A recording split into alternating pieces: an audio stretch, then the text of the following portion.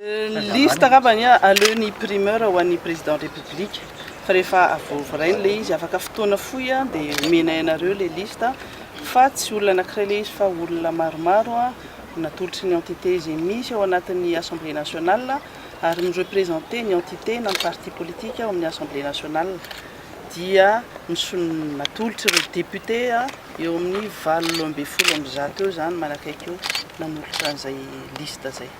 Ny tambarana satria izay anarana nivoaka tao anatin'ny assemblée nationale zany dia nampidirina tao ary amin'ny ankapobeny zany dia misy fanohanana maro avy amin'ireo olona ireo anarana izay natolotra ireo. Midika fa fiarahana miasa ary fiarahana zany anarana firenena sy mba hisiny le stabilité politique eto Madagasikara.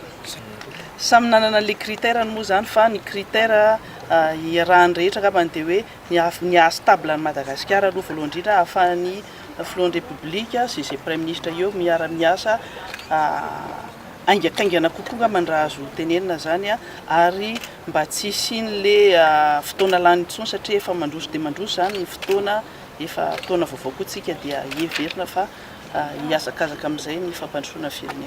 Groupe parlementaire izay misy rehetra ao anatiny tsy groupe parlementaire no hitondrana azy fa parti politique zany.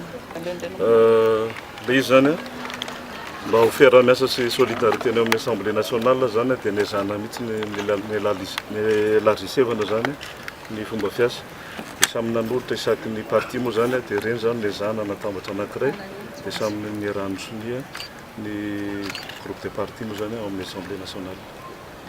Groupe de parti majoritaire izany. Lasa groupe de parti majoritaire zany izy amin'izay ary tena matanjaka.